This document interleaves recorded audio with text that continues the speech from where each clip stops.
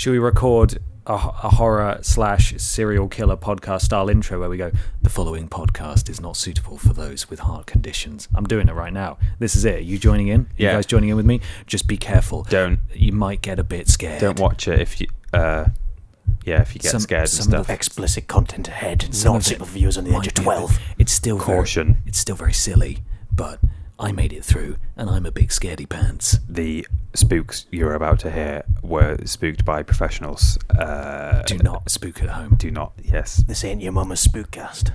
Okay, are we all clear? I think, yeah it's gonna get carry spookin'. on now. Dayton, no. Dayton's no. it. Okay, roll the bit where we talk before the beginning bit. Fetch some clean pants. Here we go. The ominous music will stop now. Woo, it's Ben from the future somehow. Just to let you know that to make this episode extra spooky, we've actually intentionally had audio problems. So enjoy a very sort of weird tinny version for about 5 or 6 minutes, and then it'll kick in and sound lovely again. Ooh, it's amazing how we planned these things. Oh, scares noises. Nope, I mean, not yet. spooky. Spooky, scary idiots send shivers down your spine. Spookums, malookums. Yeah. Is this one called Spookiots? Everyone has a skeleton inside them. There's always a skeleton nearby. Spooky skeletons. Spooky skeletons. Scary skeletons. No. Yeah, we'll make this one Spookiots. Because that's how we differentiate our brand. We just change the word at the beginning, put "iots" on the end. Exactly. Yeah. All of us failed to think of another one Yeah. there, didn't we? Did you hear that? Like Did you hear That was long the sound of silence. We're all desperately trying to think of some other trainiots. We could run a rail service. We could do like Virgin Galactic. We could do like Spaceiots. Yeah. We could do like a Star Wars style racing thing called Podiots, couldn't we? That would be good. Yeah. Yeah. Cleaniots would be our cleaning company. Yeah. Cateriots. I'm trying to think of like an actual catering genuinely company. good one. Not that yours haven't been good, just... No, it's paint they by just numbers, serve their isn't it? purpose, I mean, yeah. Podiots isn't good. The reason we chose it is because it was stupid and it Yeah, sounded true. silly. It doesn't even make sense. Vidiots is at least a play on idiot. Yeah. What's that, odiot? It's a I'd play like on another one. Vidiots is what it is. Yeah, which is in itself a play Play on something words. else. How many layers deep can we get with players on words? Really, really deep. So deep. So deep that we should pull ourselves out of this deep Hell, trench that we've got ourselves That was a stuck scary in. intro, wasn't it? I feel pretty spooked. You know, like when podcasts do Christmas ones and they just put sleigh bells over the normal music. Yeah. What can we do for this? You just play it with like organ music, like and I a bit don't of have that. Do you have that thunderclap. talent? Can you do that? I could possibly do it. It wouldn't be as like thick and orchestral as the normal one we have. Are you committing to that right now? Well, because I I was could- just going to add boo noises over the top. I can do like a single, like just the melody. Like I can't, it's got a whole load of like strings and shit in the background and like twinkly orchestra. I'm not doing like, a 12-layer mix of it, but I could. Listen carefully, there's like children frolicking as well in the normal one. That's a very special one. No, I think you could do it. I could do it. Well, take it away, Peter, I suppose. Here it goes.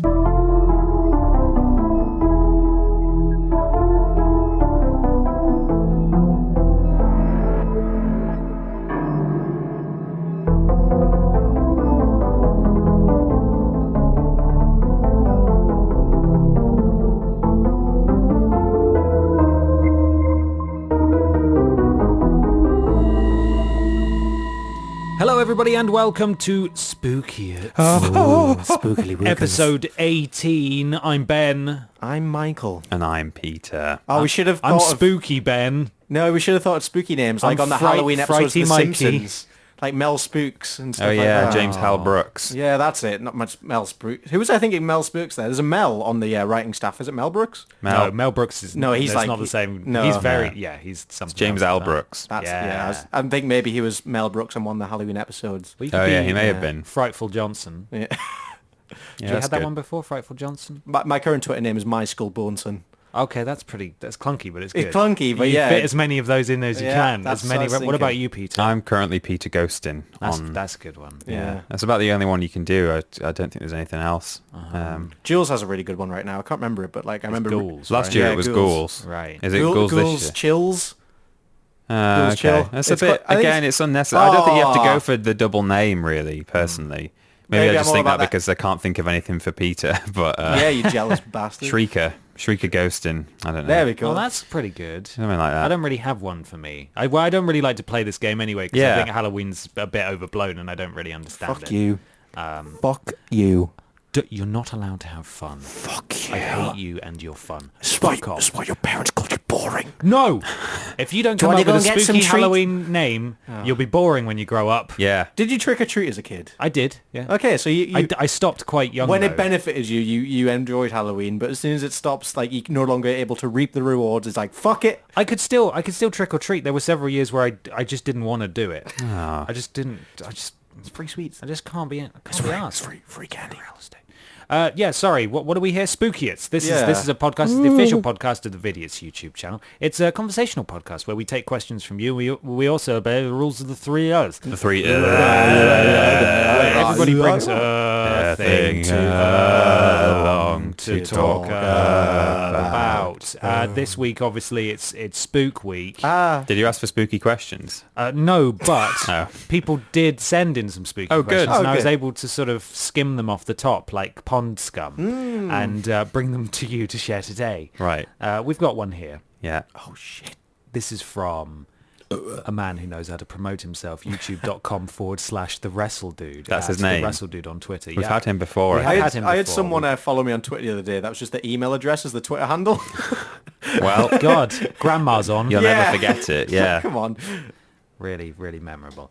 In the spirit of Halloween, what is your favourite Halloween movie or TV shit. show? By Halloween, does it just mean horror rather than Yeah. something that has to be set on? Oh, that said, Hocus Pocus is pretty good, isn't it? And that's set on Halloween. I haven't seen it. Is that the Disney thing from years ago? I don't know if it's technically Disney, but it's like a, it's kind of Spielberg-esque family fun.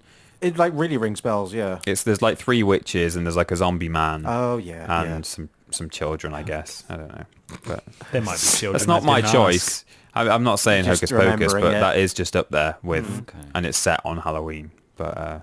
I don't like scary films. I don't watch them. October's not your month, is it? Well, no, not really. But that's what I'm saying. It's not a month that makes me anxious. It's just it just does nothing just for don't me as care. someone who doesn't really appreciate spooky things. But I do always enjoy the Treehouse of Horror. yeah, I was going to say, that's Yeah. what I'm saying. You don't have to pick something that's actually scary. Yeah. There's lots of Halloween-themed things that are cool, that are fun. I like the Halloween I always themed like the things that are Halloween. ghoul. Hey, That's good. which one do you like? I like the Halloween themed episodes of the cartoons that I watched. Yeah. Family Guy, I seem to remember, did actually one that's actually a bit spooky. I think it was maybe season 2, so way back when. They did an episode where it was sort of what's the one where is it the Ring where the screen goes all like staticky Yeah. and things girl come out crawls of it. out, yeah. Right, but like Stewie was communicating with the TV and like just got stuck in the TV world, and then they had to try and get him out again because Peter found an ancient Indian burial ground under the house. Right. By which I mean Native American, but the sort of the that's Halloweeny just a term, term, isn't it? Yeah. Halloweeny the term. Halloweeny term. And he found a skull and started using it as like an athletics cup Oh yeah. over his Johnsons. Right. Johnson and Johnsons, and then it was a normal episode, and then they went to bed, and the TV sort of went off, and then the TV just sort of turned on, and it was static, and it was just I remember that just being actually quite spooky. Just the way that they might did be a that parody one. of Poltergeist, actually. Oh yes, you're well versed in this sort of stuff. Yeah, but I don't know. I can't think of like a specific Halloween thing. I'm going to go to like my favorite horror, which would be Texas Chainsaw Massacre. Oh, Okay. A fucking good film. Still kind of terrifying to this day. See, I've heard of that, but I don't really know anything about it. Because it relates back once again to my favourite serial killer, Ed Gein. Oh boy, based there around he his is. escapades. Everyone's got one, a favourite serial killer. And if you don't, you're stupid. If you don't, then boring. you're probably someone else's favourite serial killer. Oh, shit. Or you're about to be done by a serial killer. Ben's mum turned to him in the car one day when he was a little lad and said, Ben, you need to find a favourite serial killer, or else you'll be boring You'll for be the rest of your life. Boring. Find someone who murdered people and idolize him. Boring boy. Otherwise, you'll be boring. I do genuinely prefer like 70s, 80s horror, because right now it's too based on spoops, like Jump scares. jump scares, that's what I Yeah, mean. Yeah. oh, fucking hell. Just It's don't. just, like, the Insidious franchise is just insidious. It's horrible. Like, Nice. I watched the new It. That was just a bastardization of something that was kind of spooky. Like, it used to be that you build an atmosphere. I'm not saying new films don't do that. There is some genuinely amazing new horrors, but on the whole, it's kind of commercial horrors has gone down a bad route. Like Ghost Stories recently I watched, a fucking good film, highly recommend that. Martin Freeman, as always, good boy. I watched Ali G. Forgot he was in a Oh. Martin Freeman's in that Sacha as well. Baron. Yeah, your boy Cohen.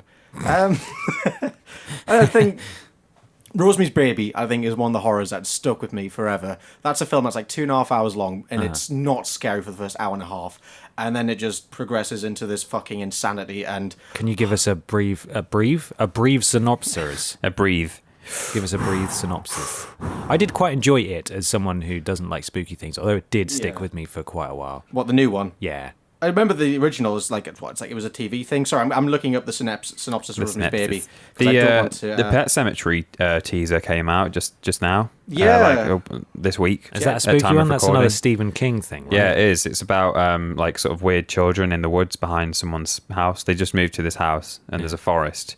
And there's like these weird kids doing stuff in there. It's spelled. I always wondered because I didn't know what it was about, and I always wondered why it was spelt really weirdly. It's spelled SEMATARY or something, and it's because in the forest there's this like weird like children's scrawled sign that says Pet Cemetery, and obviously the kid has spelt it wrong because they're a kid. Stupid. So it's some kind of weird creepy children thing, which. You know, that's a trope. It is a trope. Hopefully they do it well, but I don't know. Yeah, I it's just- probably too much for me. I just googled Rosemary's Baby and I remembered it's directed by Roman Polanski, which effectively puts the film off limits now. You can't enjoy that. no, because Yeah. Because he's he's a a bad boy. literal total shit. He An is actual like terrible an person. awful human being. But He's I'll a give the real synopsis anyway. poo man. Yeah. A young couple moves into an apartment only to be surrounded by peculiar neighbours and occurrences. When the wife becomes mysteriously pregnant, paranoia over the safety of her unborn child begins to control her life. Eventually, she ends up giving birth to the devil in Oh. one of the most horrifying birth sequences of my life. Oh. There's a scene where she's essentially raped by the demon neighbours, and it's like chilling. My God. 1968, that film. Good shit. That does sound really... It's horrible, yeah. That sounds great. It sounds like a really Good time. I would, if I had to pick like a horror film, one of the ones that like properly I had to just not watch any more of it was Mama, which is it's about these two like feral children. It's like this woman and her two kids live in some cabin in the woods, and I think someone comes and murders the mum right at the beginning, and then these two kids get adopted. Oh no, the thing is they get found like way later on. Like, so they should have been dead by rights because Yeah. they've just been in this cabin, but they're like alive and they get adopted by this like lovely family, wholesome family. And then these two little children are like, they can like see something called Mama. And there's this like one shot where they're all weird, like animal-y kind of, they're really creepy. There's this one shot where it's like, it's nighttime. I think the mum, the adoptive mum comes out into the corridor, and one of the kids is at the end of the corridor, like silhouette, and then she like scuttles down the corridor in like a horrible way. So in terms of like something that really like I just couldn't watch it all, there's that. One of my favorite horror films in terms of not necessarily being scared of it, but like the atmosphere and stuff is I'm just a sucker for Blair Witch Project. I think it's really cool. I tried rewatching it a couple of months ago. I think we were talking about it on a podcast or something, and I just like, it's not the same. I've not watched it in a while, but like I think if I that's one that if I stuck with it, I probably would have enjoyed it till the end, because the last 15 minutes is kind of yeah, sure. Really it definitely, it's one of those that like the beginning is, it drags, doesn't it? But that's another film that like doesn't rely on jump scares. I don't think there's really any like proper, because there's no score for one thing, so they're not going to be like slamming music in your ears when they're round a corner or something. So it's never like the camera snaps around as a face there. It's always quite slow, kind of like you're following with them, so stuff kind of reveals itself and just kind of what it creates is a sense of dread. Exactly, like films like that, I'm all about. But ultimately, I would say Halloween for me is not so much about like actual true horror. I would say like something like The Witches or something like the Roald Dahl film. I was thinking of The fucking Witches. Were you? That's horrifying. I hid behind my couch when the scene comes on where they all transform into the witches. Yeah, that stuck with me for years. But it's not like, actual horror. That is horror. It's like family horror, and that's. I mean, Halloween for me, I don't want anything too intense. I want like I'm still a children who wants to go around collecting sweets, and so I'm going to watch like the Roald Dahl movie or something like that, or Hocus Pocus, and that's what I would choose. It's the fucking ultimately. Tim Burton one, that claymation, not Corpse Bride, not Corpse Bride. Nightmare Before Christmas. That's not Halloween. That's Christmas. It's a Christmas film. I haven't seen that either. Yeah, another vibe. Seen that. When I first heard about the Blair Witch Project, I did think it was about Tony Blair, and there's a part of me that, as I've still not watched it, I'm just wondering if it ends with Tony Blair. Well, I like to think the whole thing is Tony Blair stumbling through a forest just with ends a camera on the on word him. New Labour written in blood on the wall. Looking for George Bush. It starts with that. He's looking for George Bush, and then at the end, he gasps and he drops the camera, and there's a blood-curdling scream, and the only thing that you can see is the Chilcot inquiry on the floor. and then there's like a plane ticket that just says The Hague. Yeah, and that's where he's going. Anyway, then there's a sequel where he slowly tries to edge his way back into like Brexit-based politics. Oh no! Just and everyone occasionally goes, making "Come on, a Tony, statement. you may have been in The Simpsons, but we've had enough." Oh yeah, I forgot about that. Just now and then he talks to the papers and says, "Yeah, they shouldn't Tony do Blair. it." Yeah. Hi, it's me, Tony Blair. Tony Blair. Tony Blair. Yes, I converted from Catholicism in order to be Prime Minister, because apparently you can't be a Catholic and No be way. Prime Minister. Yeah, Wow. apparently so. That's good. And anyway, whatever. That's not the point. It's spooky in its own right. Tony Blair. Tony Blair's coming back. His weird pointy face. What do you think about television shows that aren't so just scary by their nature, but things like Inside Number 9 has some episodes that are very unsettling. Yeah, I love that. Doctor Who has some really spooky moments in it. Like Have you seen my mummy? that was awful. Yeah, it was. That was the bad. Weeping Angels was the fucking worst thing in the entire world. And there was an episode of Inside Number 9 that I was watching with my girlfriend the other week, because she had just watched them and said, "I've been watching this show called Inside Number 9." I was like, "I love Inside Number 9, so good. but I've only seen a few episodes." Yeah. And there are some that are really weird, like intentionally quite upsetting and unsettling in how they're shot and how things sort of progress, sort of Black Mirror-esque. Yeah. And that it's quite, you're not really sure what to expect or what's happening until it's revealed, because each you've spoken about on the podcast before. Each episode is self-contained story. Yeah, completely separate. It's always Reece Shearsmith and the other guy, Steve Pemberton. Yeah, Steve Pemberton. Thank you very much. But they write everything in the most brilliant way. There's always a crazy twist that you never expect. But yeah, everything is a completely separate story, set of characters in each episode, so you can just put whichever one on you want and just enjoy half an hour of slightly spooky. Some of them are funny, but some of them are really good. The one that we watched, the one about the train carriage, the overnight sleeper carriage, where they're all. I don't want to spoil it, but it's like it's just a total. It's really funny. It's all self-contained and really. You'd love it. You'd absolutely love it. But we started watching one where it's time sort of passes very strangely. It all takes place in this one flat. But it keeps flitting forwards through time, and you're not really sure why. And it's about this woman. 12 Days of Christine. That might be it. Is that the one where it starts on New Year's and stuff? And then suddenly it skips forward and like people aren't there, and it starts to take a really unsettling turn. And I paused it and I turned to Becca and said, "Is this going to upset me?" Yeah. And she said, "You know what? I will watch through them and decide which ones you'll actually enjoy and not," because it did sort of, it just, everyone disappeared from a scene except for her, and she was just left in the flat on her own, and she went, "Hello?" And then the camera just sort of started panning down a corridor. I was like, okay, that's enough of that just for now. So just stop for just a second. When you say upset me, did you mean in terms of being scary, or as in like it would stick with me? Because it's stuff like that, not jump scares, but things like that, unsettling things happening in the background. Did you finish that episode? Fuck no, I didn't. Wow. Oh my god, so it did upset me, but like, good. I'm glad I stopped. In an emotional way. Oh. Like more than, so yeah, a lot of the episodes of Inside Number 9, they're either a bit spooky or really funny. But that one, when you realise what is happening and why it's happening, again, it's this massive twist at the end and you're like, holy shit. And then it's like the most... I don't want to say too much, but is it like her life flashing before her eyes or something dreadful like that? It's the equivalent. Yeah, it's like a tragic kind of Anyone who wants to watch an Inside Number 9, that is quite the hard hitter. That one. Oh God. Yeah. Oh God. I can't wait. Anyway, I do appreciate a show that just sort of goes totally out of left field and just takes you by surprise with some of their stuff.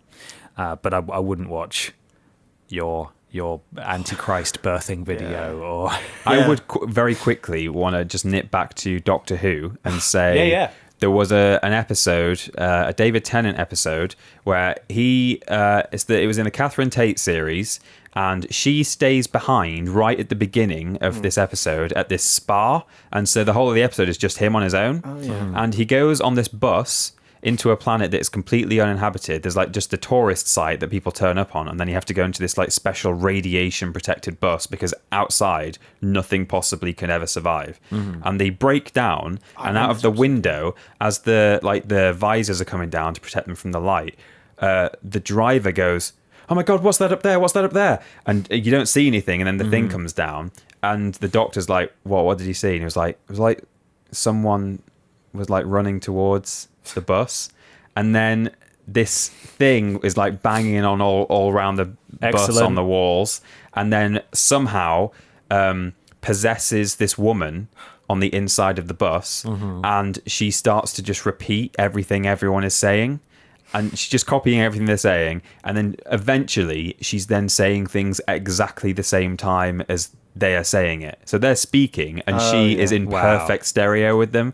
And I won't like reveal where it goes, but like that one it's so claustrophobic because the entire thing takes place inside this bus, and there's just this weird ass woman who is somehow able to say what you're saying at the same time, and no one knows what the fuck, why she's doing it. That's mental. It's Doctor Who's really good for that. Yeah. That occasionally they'll have like 1 or 2 episodes a season that are just like, okay, this is the nightmare one. When they don't do special effects out the arse. No, but that's the thing. Just keep the monster on the outside of the bus, and it's fine. exactly. You don't need it. Let's be inside the bus. Let's think It's about like the Jaws story. thing, isn't it? You show less of the monster and it builds the suspense. Yeah. Very quickly before we move on to the next question, another Doctor Who one. Oh yeah. where there's that like flesh eating bacteria thing, or whatever it is, alien. Vashta Narada, the shadow one. Yeah, where it says, "Hey, who turned out the lights?" And it's just they're in the spacesuits, but it's just a spooky skeleton in it, and then the alien sort of is possessing them and just saying the last thing that they said in order to because the suit is like linked to your nervous system, so it somehow uses that so that it can kind of use his body by getting inside the suit, and it can like walk him around inside his own suit, and it repeats the last thing they said. Hey, who turned out the lights? It's very strange. Next question. This is from Hanson Long at Hanson Long on Twitter. What has been your craziest spooky encounter? Could be you were just creeped out by something or someone, or ghosts. We've had a similar question before. Yeah. We've done encountered ghostly paranormal things. stuff, and I said that I've had nothing. You said I think that there was one of your friend's flats was haunted or something. Well, one of my friend's flats and the sleep paralysis thing with the sex demon dead. Oh yeah. Yeah. We got anything new to add to that? Got any other spooky things? You had that clock, didn't you? Yeah, we had a grandfather clock go off in our house that struck 4, even though the hands were at like 10 to 8 and it didn't have any weights inside. Yes. It just knew what time it was and struck 4, and it's never done that before, and it's never done it since, and no one knows what the fuck was going on. But I'm trying to think of like a kind of, not a supernatural thing, but just a creepy encounter I've had with someone. I have a fun anecdote if you want to spend some time thinking about it. My mum's cousin, who is now a brilliant activist and runs an amazing charity that helps children stuck in the Gaza Strip and stuff like that. Oh, okay, wow. He is also a theatre man. And a thespian. A thespian. And at the time of my... There's no need to bring his sexuality into it. He's thespian. At the time, he was, I believe, an understudy for a role in a production of The Woman in Black in Oxford. And he took me along to see it. I've heard that it's really scary, even on stage. Maybe it's worse on stage. Oh my God. I would never watch the film anyway, yeah. Obviously, I want to for the reasons that I will describe now, because I've been scarred by it. I think it was like my 11th birthday or something. I was really young. He took me and my cousin. Again, I mentioned my cousin last time. He's a year older than me. He's the one who sent us the fake poo. He's the one who just got married.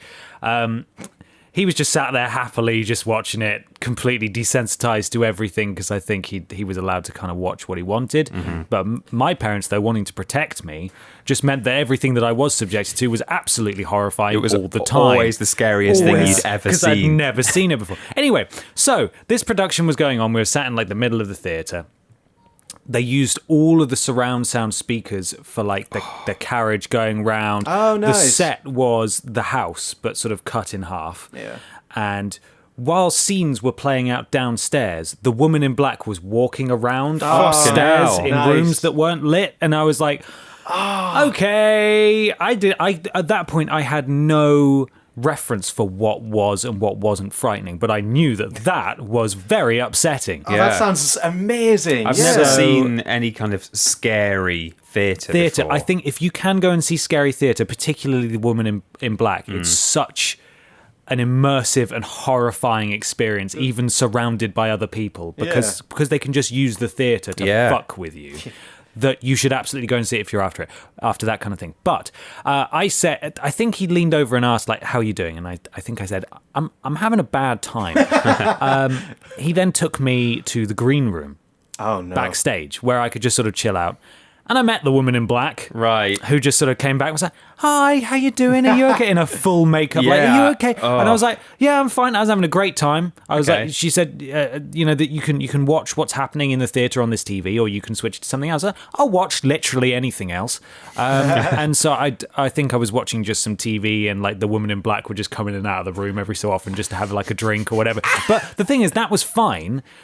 That was okay because that was explained and she came over and introduced herself and that was fine. Yeah. But the experience of being in that theatre and watching what little I had watched and not understanding what was going on fucked me for weeks. Like, it just stuck with me and still sticks with me now. Like, as soon as I saw fucking Harry Potter was remaking it in film form, I was like, I'm not even watching the trailers for that because that's going to be a trigger for me. Like, even if, watching a film, we all know that you can sit and watch a film and it can be really disturbing and troubling if a film is well made.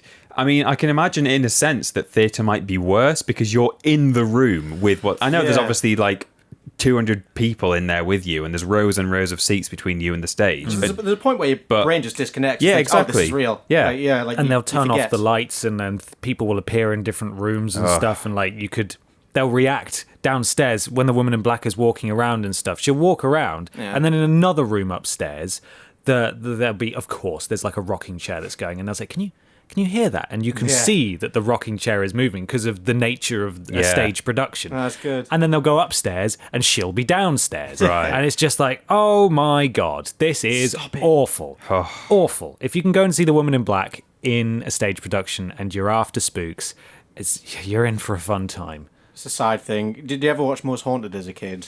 With I've seen Derek Acora and shit. No. Yeah, now and then I've seen the odd episode. Like, as a kid, I loved it. Me and my mum used to always watch it like every night it was on, and I really got into it. Like, I was really scared by it. And there's a clip going around on Twitter right now of Derek Acora getting possessed by a woman just going, "Mary loves Dick, Mary loves Dick," in his lovely little Scouse accent. Oh no! I do really want to rewatch some Most Haunted though, because like they did like, I think I've said, but they did The Lighthouse that was like 5 minutes from my house. Like, they went there for an episode once. It'd be really fun to somehow find that and rewatch that. But I think, like, spooky stuff like BuzzFeed Unsolved is a funny twist on it, but still, like, it's just investigative ghost journalism. They caught Derek Acora out for faking it. No shit. Yeah. Well, no, I mean, it was obviously he was doing it, but you can't. All you can do is say, "Well, I don't think you're doing it," and he's like, "Well, I am." But they planted some information for him to overhear, where they were very loudly talking about, "Oh, there's this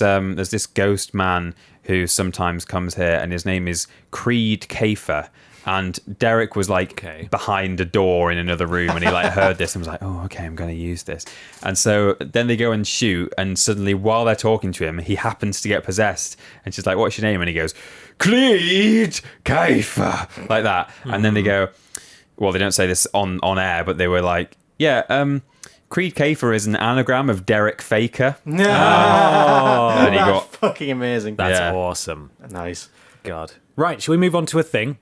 Oh yeah. I have a thing what's that's your quite a simplistic thing. Yeah. And it is actually, I must admit, because I was struggling to find spooky things, I wasn't really sure what to do. This was provided by my girlfriend, and she has called it Basic Spook Bitch Questions. Nice. Okay. So are you Bring ready them for on. some basic spook bitch questions? Yeah. This is from an article, 39 creepy questions to get to know someone's dark side. We're not doing all 39, don't we? I feel like you're already quite acquainted with mine, to be fair. I bring it out quite willy-nilly. Let's have some sort of rapid fire responses to this. If you were forced to kill your mother or your father, which one would you choose? Oh my God. Fuck. Father, yeah. because he would tell me, "Oh, kill me, not your mom." Yeah, I think that would happen. Yeah. I think What if he said, "No, please don't, anyone but me"? Yeah. Kill your mother. I've been working on a cancer antidote. What would you do? Would you still kill him? Would you follow through? All I've got to do is put it inside a capsule. Are you going to kill me before I do this? Yeah. Yeah, I think know. it has to be Matt. Sorry, Dad. Sorry, Mick. Big Mick. Do you like the taste of blood? I liked Not black really. pudding as when I wasn't a non-meat eater, but no, I know I'm not totally turned off by the taste Yeah, of it doesn't. blood. I don't think it's disgusting, but I think it's more the sensation of like, "Oh, I'm making my boo boo better by like licking my cut." You know, Very irony. It's weird. I'm Yeah. not enjoying the taste. It's just like, okay, I need to do this for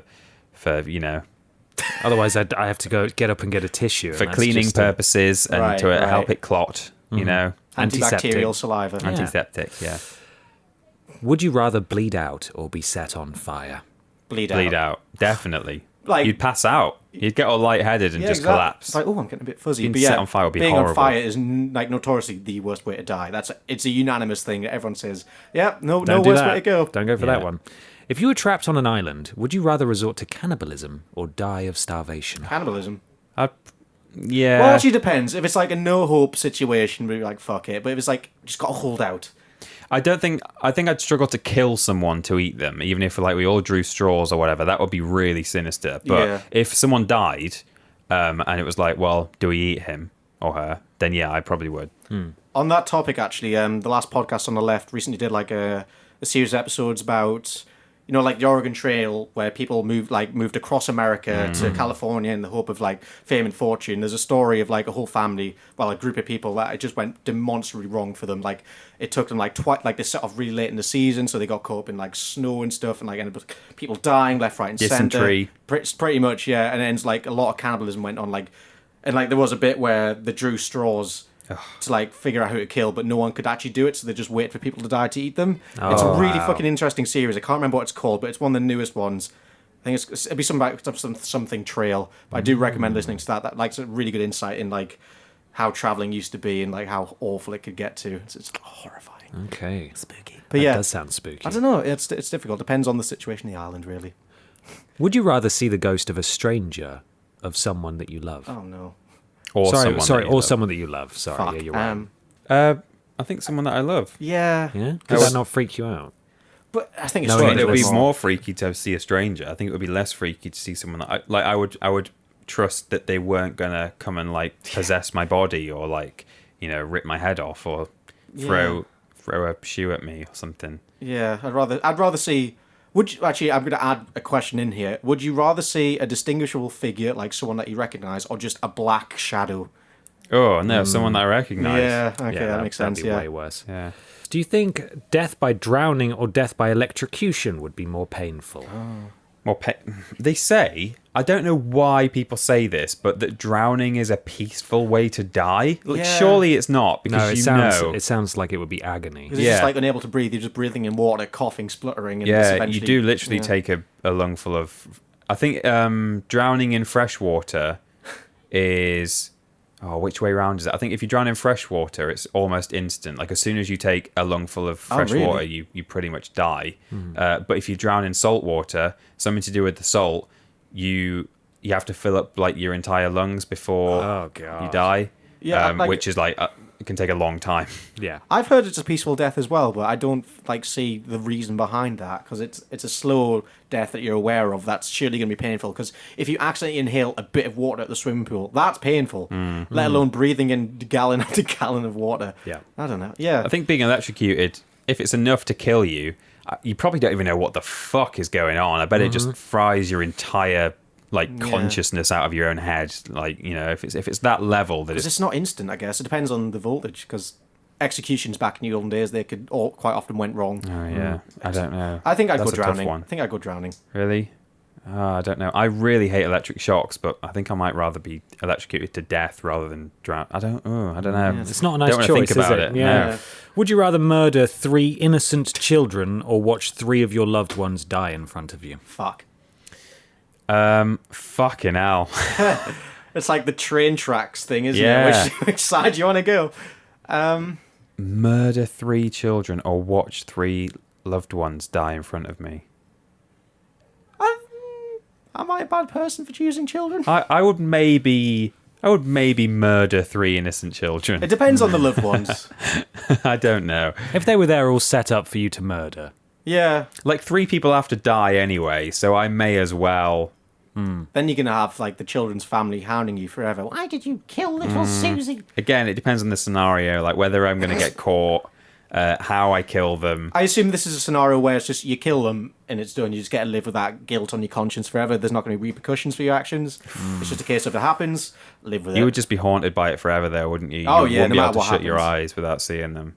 I don't know. Maybe There's a just difference between seeing the death of people you love or being the one doing the killing. Another fuck. hard one. No, These are getting not harder. easy. Okay, I'll ask less of a sort of An existential child Yes. killing one. Yeah. Have you ever tried to contact a spirit with a Luigi board? A Luigi board? I haven't, but I do want to try at some point. I was in not. the room while someone did. Oh, it. were you? Yeah, like we went on this, and again, it freaked me out, obviously. We were on like a school retreat type thing, you know, that they do once a year when you're in like year 9 or something. Yeah. And we went to Kilvaroo in Wales, which some people may be familiar with because, especially locally to where I was, lots of schools went there. And one evening, they sort of made a makeshift Luigi board. Yeah. And like just tried to straight up just chat with some ghosts. And of course the way it works every time is one person moves Yeah. the thing across and doesn't tell anyone. Goes, oh my god, it just moved. Yeah. But that doesn't matter in a head that can't rationalize that. Yeah. It will still fuck with you. Yeah. For me, it would. Yeah, I'd get fully invested in it. Sorry, I do do it with people I trust and just kind of see what happens. I think it'd be fun. Candle lit, some skulls in the room.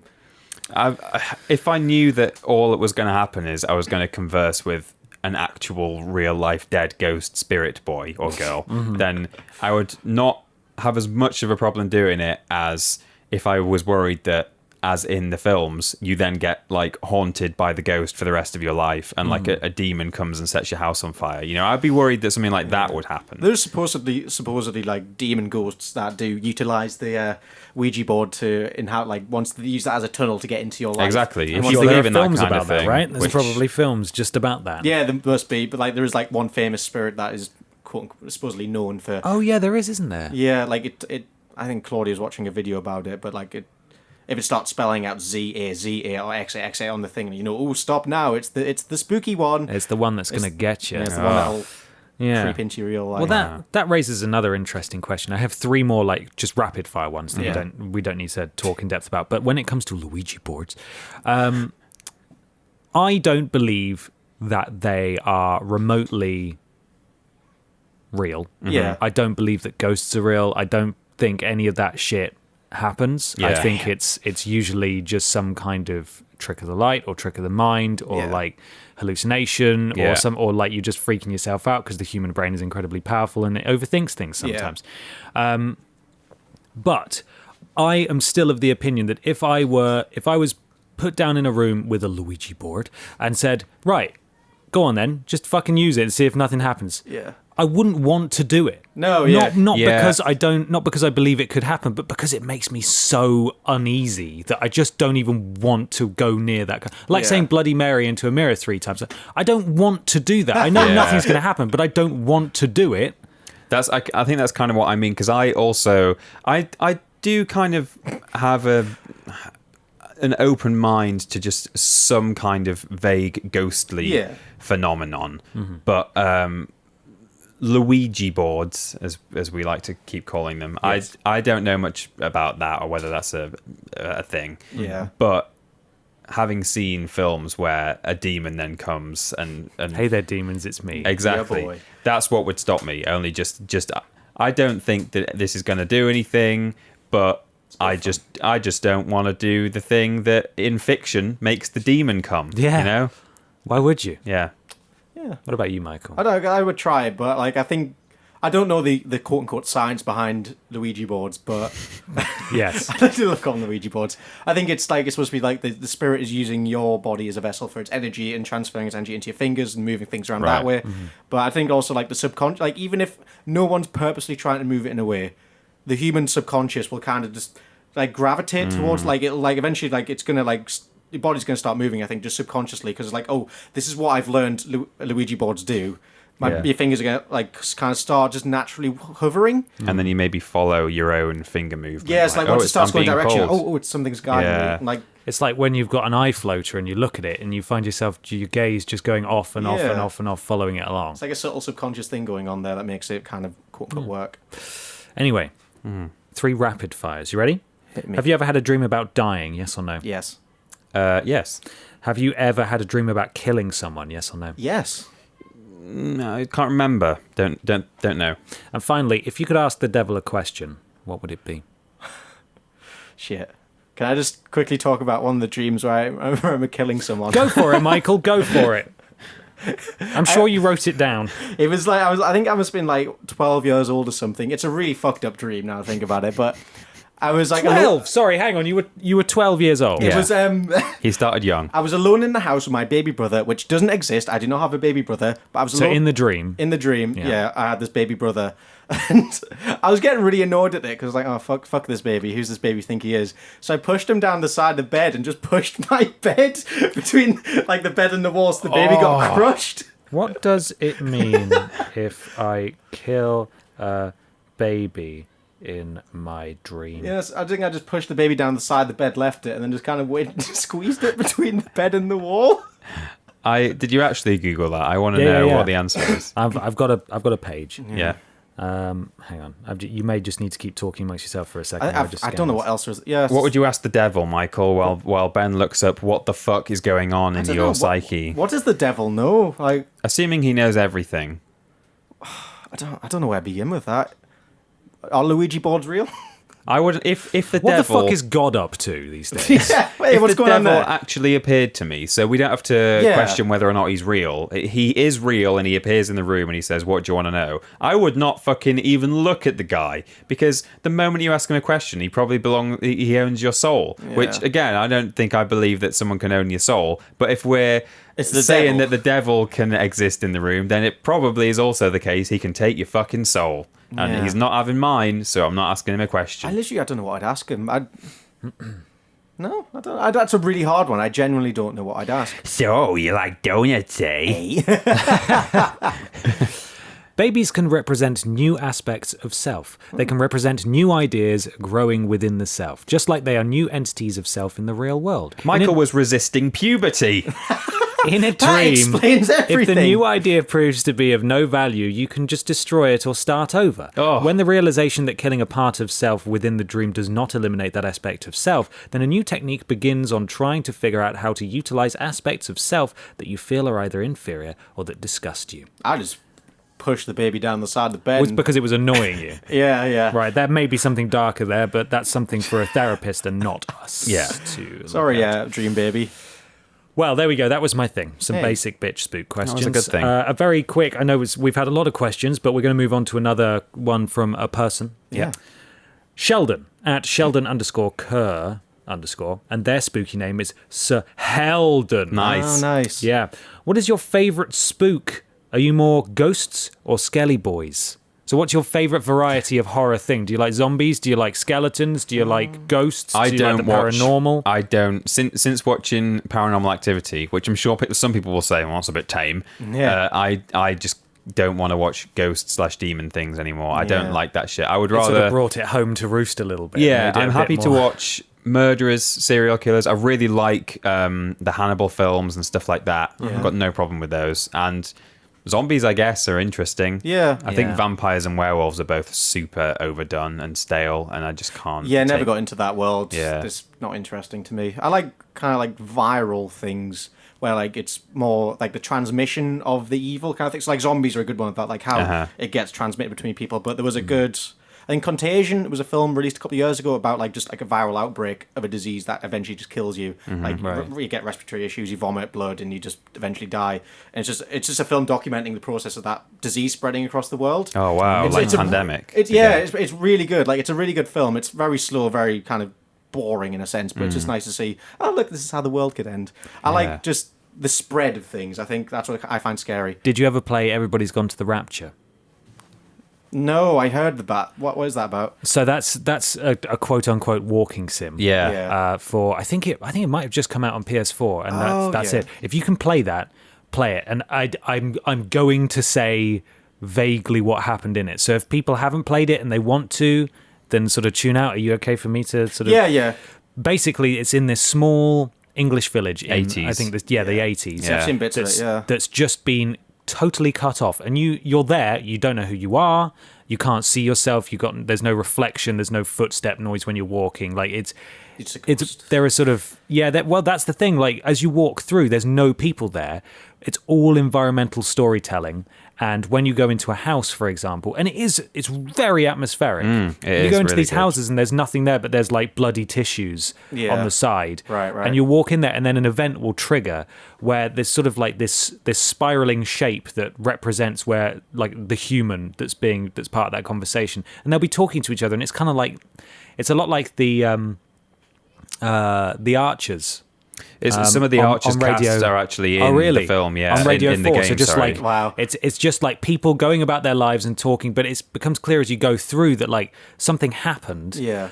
They started to feel unwell, and then birds were dying as well. birds I were think. dying first, and then they got completely sealed off from the outside world because you see like police barricades and cars and stuff like that. And as you go deeper and deeper, you start to understand that the local observatory spotted something, and then whatever it was that they spotted came down, some kind of energy force or something, and it very quickly infected everybody, and they weren't really sure why, but it seemed like it might be benevolent, but the entire town sort of essentially, that's why it's romantically referred to as going to the rapture, just disappeared. And it, like, you can hear government transmissions at various points during it saying like we need to isolate them, we need to cut them off. It's traveling through like the phone lines and stuff. Oh wow. And then obviously the police cars that are around the outside are empty, and it's heavily implied that actually this thing has just spread way beyond this place. That sounds really cool. And you're just experiencing this little pocket and seeing it unfold by experiencing their These conversations. sort of echoes of old conversations that took place before he It's died. really interesting, and especially about that thing, that menace spreading outwards like insidiously. It's very interesting. I really want to rewatch Contagion now. It's in my head. I'm like playing through the film like, oh shit, yeah. You should watch it tonight. Yeah, I might do. Get spooked. Right, a thing. It's time for a thing. Who's got a thing? I've got a thing. You got a thing? Oh.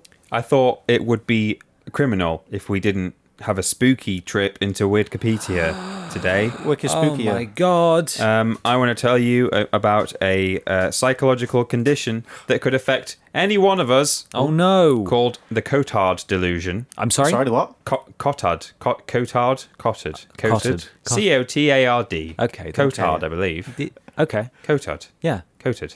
Coated. Coated? Coated? Quoted. Quoted. The Cotard delusion is a rare mental illness in which the affected person holds the delusional belief that they are already dead, do not exist, are putrefying, or have lost their blood or internal organs. Oh my God, that sounds Christ. horrifying. Statistical analysis of a 100-patient cohort indicates that the denial of self-existence is a symptom present in 45% of cases, but paradoxically, 55% of patients believe they have delusions of immortality. Oh, okay. So they think that they're right. So some people who don't think they exist anymore just assume that means they're invincible. Yeah, I guess so.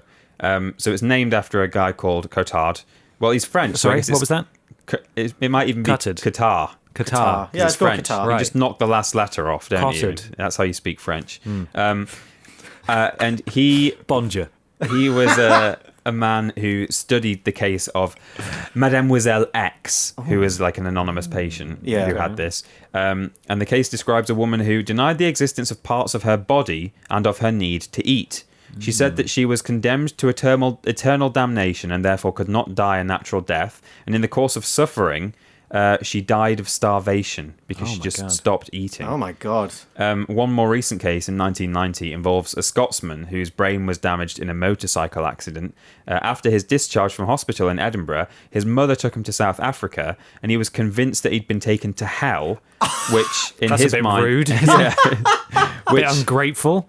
in his mind was confirmed by the heat of the area. Oh my God. Right. And that he had died of septicemia in hospital, which had been a risk early in his recovery. He thought that he had, quote, borrowed his mother's spirit to show him around hell, and that she was actually asleep back in Scotland. But What the he was fuck? dead, and her spirit had just quickly come That to would show make him an around. amazing film. I Yeah. love these like weird issues that like just like get triggered and like it's totally Yeah. out of this world. Some that like a normal function person would never believe, and you just get in this psychological mode where just you're so sure that this is happening. It's Yeah. fucking unbelievable. Well, a lot of the court, so you can get this after, for example, in this case, having an accident. You know, that guy had a motorcycle accident, and I guess he somehow got it into his head that like I should have died or I could die while I'm in hospital, and then he just thought he died. Extremely stuff to that. traumatic. Yeah, but also a lot of people seem to get it kind of in association with depression. Oh, There's a patient. so your here- mind just thinks, yeah, mine's dead. Well, When's the I body guess gonna so, catch kind up? of. There's one patient here. I don't know what caused hers, but she was a 53-year-old woman in New York who was diagnosed in 2008, and she claimed that she stank of rotting fish because she was already dead and Fucking putrefying. Right. Not because she just hadn't showered because she thought she was dead. Well, I don't think she did stink of rotting fish, but she Right. just thought that she did. But a well-publicized case, and I've got some information here from the Daily Mail, so it must be true. Oh, reliable. Yeah. Was that of Hayley Smith, 17. It's a fairly recent story. In her case, it was sort of to do with depression. So she said, my parents had just divorced and I didn't cope with it well. Then one day when I was sitting in an English class, I had this really weird sensation that I was dead and I couldn't shake it. So she went to see the school nurse, who was baffled and could not find anything wrong with her. Just go to the school We'll nurse. just put a plaster on it. I just need to go to the nurse. I feel like I've died. And she continued, as I was walking home, I thought about visiting a graveyard just to be close to others who were also dead. But because there wasn't one nearby, I went straight back to my house and tried to sleep it off. Now, this apparently worked briefly, but then the feeling quickly returned when she was out shopping one day. And this time it didn't go away. And she said, I'd fantasize about having picnics in graveyards, and I'd spend a lot of time watching horror films because seeing the zombies made me feel relaxed, like I was with family.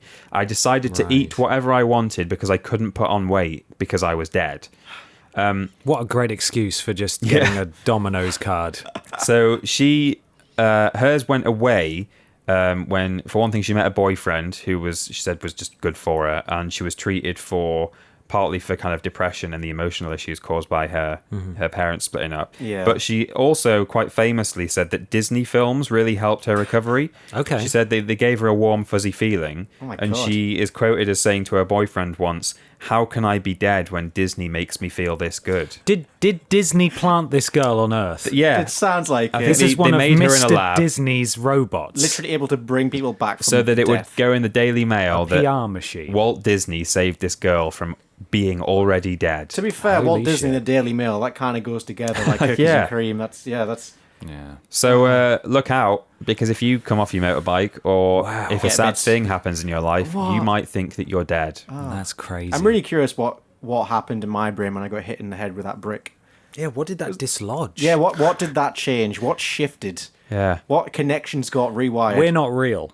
Shit. Yeah. Peter and I, we're not real. I've just been talking to myself. You've been in a coma. For You might still be in your several years. hospital bed with a brick lodged in I'm your You're in skull. hell. I'm hearing This is an echo. hell. Hello. Welcome to South Africa. Oh my god, it's awfully warm in here. Yeah. That's why the studio's so warm all the Oh time. no, it's not. It's because some people, for some reason, are impermeable to cold. Yeah. And they're just like a must-have warmth. I don't know if that's what impermeable. I think I've just fucked up all of the words in that sentence.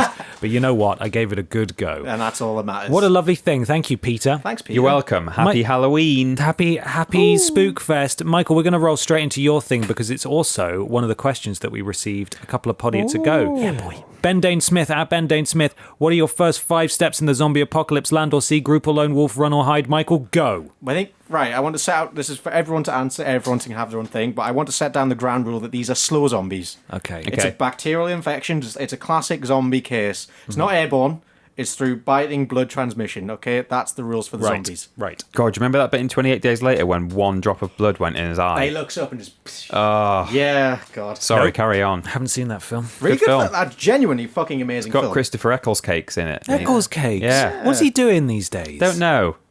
Getting constantly asked about Doctor Who whenever he does an interview, and he doesn't like it because he left in a kind of disgruntled way and doesn't want to talk about it anymore. Stop ask. It's been like over 10 years. Leave him alone. He was in Heroes season 1 very briefly. I just want to gush about 28 Days Later now. That's such a good horror film. Like, it's not overly spoopy, it's just... Our last question will allow you to talk about that. Okay, Oh, cool. good. Well, yeah. Zombie apocalypse. Okay, so assuming we're all living in our current locations, the apocalypse has started now. Oh. You're getting reports everywhere. Oh shit, the dead are coming back to life. This is weird. And the Z word's getting thrown about. I would definitely... I don't... The problem is, right now, I don't have any food in my flat. I just took you to Asda. I took you on a I shopping made trip the just chili. the other day. Okay, I've got 2 days worth of chili. There we go. That's plenty. I've got a couple. So that's the thing. Like, I would need food. In the early days, I guess that's when it's going to be the most horrific and frantic, isn't it? That's when everyone's Yeah. kind of rioting, and that's when you're probably most at risk of getting something because there's just going to be masses of people running about. There's a big homeless population here. What's that got to do with it? Zombies. What? I'm sorry? Like infecting people who are out and about. They've got nowhere to go. I guess, but They can't use their phones, can they, Peter?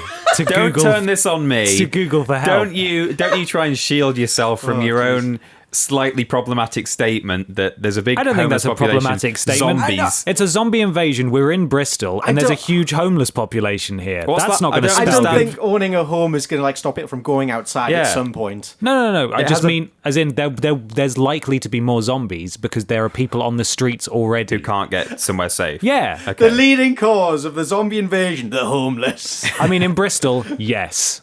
Yeah. And don't get me started on the drug enthusiasts. Oh, jeez. They already act like Let's get zombies. back- let's get so back- enthusiastic. I tell you what, if they just got a job, then it would be fine, wouldn't it? We're talking about bacterial zombies, not drug zombies. Okay, it's not spice or whatever No, it's not called. spice. Bath zombies. salts. Yeah, bath salts.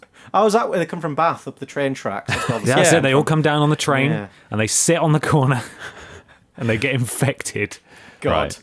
I think ideally you want power. And I think there is probably systems in place where power would at least run for a month or so.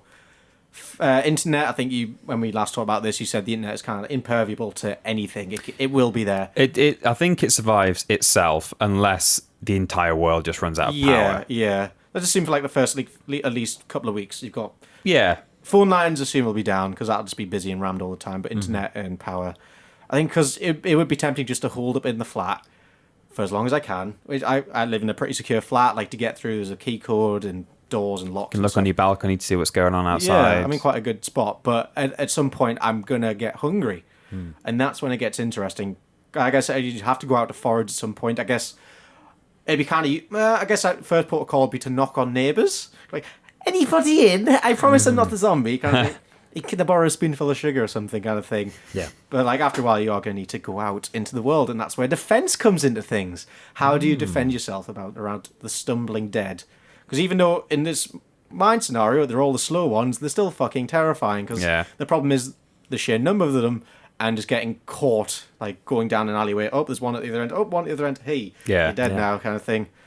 Because like the local co-op and Tesco, they're going to be fully raided within the first 24 hours. Yeah, There's going to be nothing there. Nothing there. It's going to be a case of like just looting people's houses and kind of thing. Just as it would be nice to have like a certain base you can return to, where like no one else can get in. It's just you. Like you go out during the day or whatever, get your stuff and return to that area. Have a nice safe. So you'd want to stay put. You wouldn't want to go anywhere. I would like to have like a central location where it's I know it's secure, I know it's safe, like the Winchester kind of thing. But I don't. What would? Because I don't. I'm not a fighter. I'm not going to last long if I go head to head with zombies. That's why. Because it's going to be... we live in the centre of a city as well, so this is going to be a fucking hotspot. Yeah. It's not like this countryside where like it's isolated. Like for things to get you, they've really got to try. In this case, we're in a heavily populated area, so it's going to be everywhere. Lots of homeless people as well. Everywhere. Can you just stop ragging on the homeless? I don't understand why it's ragging on the homeless, but I will stop. I do have... Every night outside my flat, there is like a homeless... meal giving service where they aren't they the fucking worst, Michael? Trying to eat. Oh my god, I can't believe you'd say that. What's the problem with the homeless population? I'm staying out of this. All of us have strong opinions, apparently. Yeah. Anyway. I think I'd give myself like 2 weeks before I died. Yeah? I think that would be... you're not living too far from me. If the zombie invasion were happening tomorrow, we could get some fuel for my tiny car, Matiz, for the absolute beast that is my Chevrolet Matiz. You could go to your aunt's in Wales.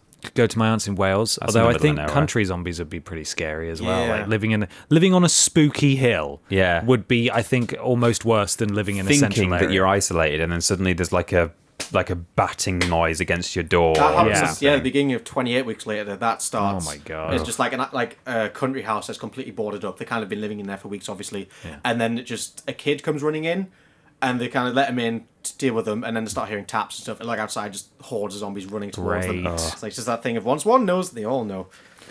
Amazing. Well, if we could get some fuel from somewhere, because I don't have a lot in my car currently.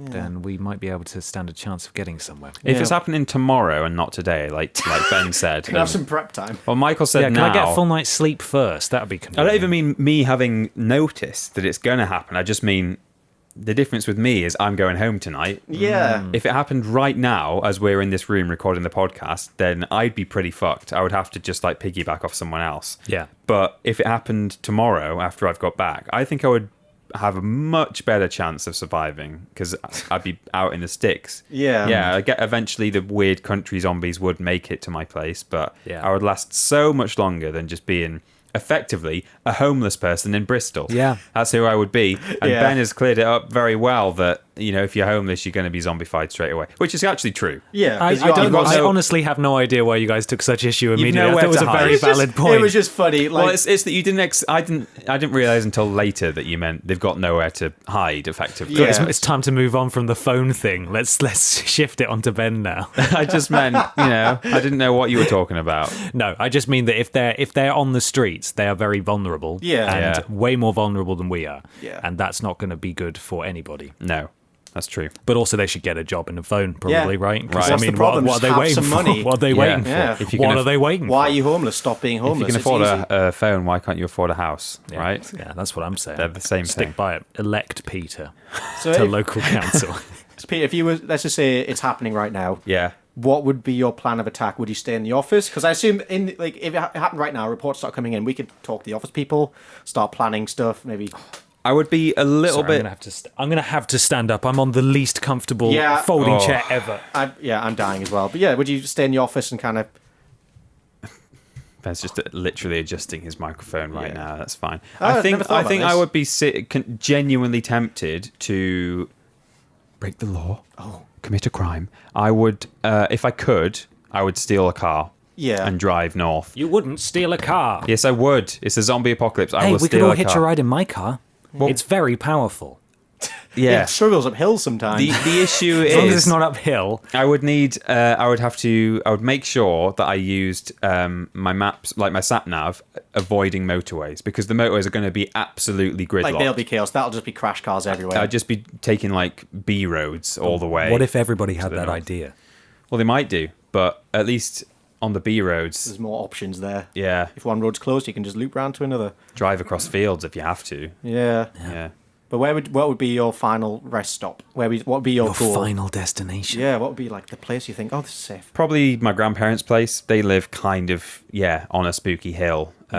Almost Spooky. almost safe and away from The zombies get tired before zombies. they climb to the top of the hill. Well, you'd see them coming at least. Yeah. You would genuinely see them coming from all directions And if you were up there. The thing And- that you might get to your grandparents' house and, oh, they're zombies. Now you've got to kill your grandparents. Oh no! Possibly. Sorry, Jude. Yeah. I don't know.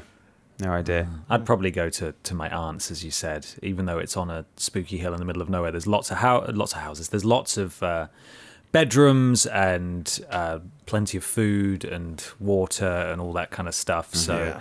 it would be relatively safe there, I think. Because in my head, it's a case of just waiting it out. Eventually, it'll starve to death, and eventually, it'll be okay. Yeah, they the can zombies starve will to starve death to death, won't they? I Because suppose? yeah, that's the thing. If they're sort of almost believable zombies, where it's people with like a kind of horrible medical condition, but they still have to feed themselves by Yeah. eating people, then they will starve to death eventually. So I suppose the zombies in The Walking Dead now must be like going around on almost like those cute videos of turtles who have Lego wheels attached to them because their legs don't work anymore. Oh. So the zombies are so broken down. You'd that think so, wouldn't you? They've been surgically put. They're on skateboards and stuff. yeah. Apparently not though, because No. that show's still going somehow. Well, I don't think those zombies have to eat. I think they just do Oh, eat. They just break down over time. Well, the actor who played Herschel is now a zombie. He died a couple of days ago. He's a real zombie, yeah. Oh, he Yeah. died a couple of days ago as of recording, which is like 3 weeks ago now. Yeah. Oops. Rip. Rip. Well, there we go. What a lovely thing. Yeah. I like talking about the apocalypse. Finally, we wrap up with a simpler question from Pet Shop Man. Pet_shop_man on The greatest Twitter. horror of all, the pet trade. Favorite Spookums films. We've sort of talked about it, but tell me about 28 Days Later. 28 Days Later it's a film more about the people than the zombies, I It's think. British. It's a British film. From Danny like Boyle? it. Danny Boy. Oh, Danny Danny Boy. Boyle. The pipes are calling. Yeah. But yeah, how does it begin? How does 28 Days He Later... wakes up in 28 It days earlier, begins right? like The Walking Dead, just fucking copied. Yeah. He wakes up in hospital. That's He's right. got all these lines going into his arm. Yeah, he's a courier, like a bicycle courier who gets in a car crash. Okay. He gets put in hospital and he's in a coma. And in the time he's like locked in the hospital room on a coma, apocalypse has unfolded. So, like Hey. the opening of the film is him just kind of exploring the barren London, which is like fucking amazing shots. Of, like they actually like planned shots. Like they've got huge London landmarks, cordon off the street for like 5 minutes to get shots and stuff. Like totally empty London. It looks really good. Yeah, there's this bit where he's crossing.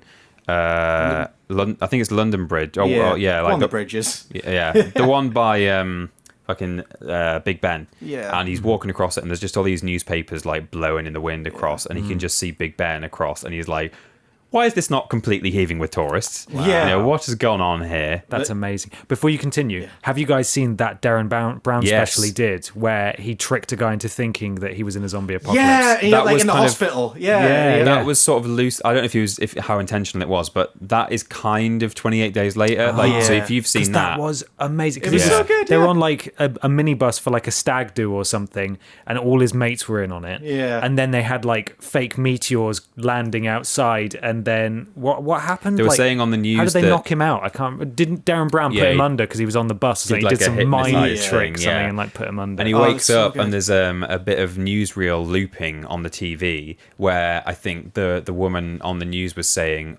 they think that there might be some like biomatter inside the meteors that have landed, and that was kind of the explanation, is that like this rock has fallen from space and now everyone has turned into a zombie. Yeah. Yeah. And then that it's just sort of a documentary told over several parts where everyone's observing this man. Yeah. And this is real. People might not be familiar with Darren Brown outside the UK perhaps, but like he's a hypnotist and an illusionist, and he's very good at He's sort good of fun. manipulating people Yeah. and knowing how to do that. and has a very dark kind of Yes, always has a dark twist, Twist, to yeah. everything that he does. And so he set this guy up in a compound, didn't he? And then faced him with various moral decisions about He's whether looking or not after to a let... girl, like in The Walking he sort of Dead. adopts a little girl who's Yeah. an actor, and it was really interesting to watch. They set it up. I don't know if it's the same thing, but like they gave him a gun at some point, and they set up like the zombies with squibs and stuff. Oh, that was a different thing. Oh, because I remember there was something where like it was like a hospital thing, and they gave a guy a gun and so he thought he was actually shooting people. Yeah, that was a guy who was at a games arcade. Yeah, he was playing a shooter game with like a light gun. Yeah, that was another one part of that Darren series. Brown like puts him under. Yeah, and then the guy wakes up in the game. Yeah, inside a whole set where it's like a hospital, and he's got a gun. That's what I was thinking. As far as he's aware, it's fucking working. Like it's got blanks in it and stuff. And, yeah, and he ends up cowering in a corner, like he gets surrounded. He's like, "Oh god, no!" And he's like screaming. He doesn't want to fire at them. Yeah, it's amazing. I can't remember what that series was called, but if you just search Darren Brown zombie, you'll probably find it. Sorry, Michael. Carry on. That's all right. I think but like it goes through the normal zombie film progressions where it's like, we got to find people to live with, and we got to like battle against zombies, and like there's a few skirmishes in between. But the ending's really interesting because the evil shifts from the zombies to human beings. I think throughout the entire film they're trying to get to an army base. Mm-hmm. It's like, they'll look after us, and eventually it turns out the army people are total shits. Like, oh no, the most evil people ever. I don't want to spoil what they do, but like it's like, oh my god, you're actual fucking monsters. Christopher Eccleston is one of the shits. He's like the general. Did they ask him about Doctor Who and he just went off the rails? I swear to God. Turns out they get to safety, but it's not safe at all. Oh, wow. It's a really good film. It's weird in the way it's shot because it's shot on like SD tape rather than like going like the film route. So it's very grainy. It looks like a handycam pretty much. It's like it's like gritty. I think I hate using that word to describe anything, but it's got visceral. a very. It is really good. I've not watched it in a long time. I might watch it on Halloween. It's really good. I mean, I'm intrigued. It's not overly spoopums. It's not. Yeah, I'm okay with like gore and stuff like and I do like stuff that makes me a little bit uncomfortable. Like last Halloween, I really enjoyed sitting there and watching through season 2 of Stranger Things, which obviously isn't a horror by any stretch of the imagination. But even so, like I'm okay with some stuff, and I've gotten better. But paranormal stuff can fuck off. Yeah, it's not like that at all. It's really good. There's like probably a couple of jump scares in it, but it's mostly just about. I like Shaun of the Dead and things like that. Yeah, and that has its fair share of jump scares in it as well, just to make you jump a little bit. 28 Weeks Later went off the rail though. That was just awful. I've not seen any of the that's others. A shame. Yeah, I hope they do a third one like 28 months later or something, because it is a fun premise. I thought they did do, or they said they were going to. I think it was in planned, but I think 28 Weeks Later kind of fucked that plan because it didn't do very well and it was a bit shit. Yeah. Bugger. Yeah. Well, who else has a favourite film? I don't really have one. I don't know. We've already talked about we've done a few films. Yeah. And okay. things, well, but, should we wrap it up there then? Yeah, we've gone over quite a bit here, but you know what? That's have. We've hoped you'd enjoy. We hope. Sorry, you have enjoyed this very spooky episode of Spookiots. Sorry. Make sure you go to store.yorkscast.com to check out all of our merchandise. Yeah, boy. And buy all of that stuff. YouTube, Twitter, Facebook.com/Vidiots Official. Thanks to our patrons. That's patreon.com/Vidiots Official. If you want to donate some money, that'd be amazing. We're also doing a lot more Twitch stuff now. Twitch.tv/surprise Vidiots Official. At This Is Rules Boss for any advice on rules that you could possibly want, and at Billy Ray Bottress on Twitter for daily automated tweets about his sad walrus life. bit.ly/Vidiots Discord if you'd like to join that, and tell your friends vidiots@gmail.com if you would like to submit an intro that goes before one of our videos. Make sure you leave us an iTunes review or a review / rating on your platform of choice. We've got a good week coming up on the channel. Oh boy. Various videos. The most important one that we would like you to direct your eyes towards, though, will be the video going out on Saturday. Yes. Which is an announcement video about, it sounds ominous when I say the future of Vidiots. It's nothing to be worried about. We're transitioning our focus slightly. You'll have to watch the video for more information, and you'll doubtless have questions. Yeah. And we will address them on the next Podiots. Yeah. But make sure you watch that video on Saturday, because things are a-changing. And do literally tell your friends, because that's the kind of thing that video is going to go out, and then 3 months later, people are going to go, why is it da-da-da-da-da-da? And we were like, well, we did try and tell people to have the very best of our abilities, but tell your friends about it. Again, it's not an ominous thing. No. You don't need to worry. It's just we're changing. We're going to be doing a little bit more Twitch. Yeah. But we'll go into detail in the video. So make sure you give that a watch, guys. Is there a spooky question that we can end this on? People should tell us their spookiest experiences. Yeah, what spooky encounters have you had? Any kind, be it supernatural or otherwise. Yeah. What's happened? What spooked you to your core? What has spooked you? Let us know in the comments below. Yeah. And until next time, thank you very much for listening. Thank you. Bye. Bye. Bye.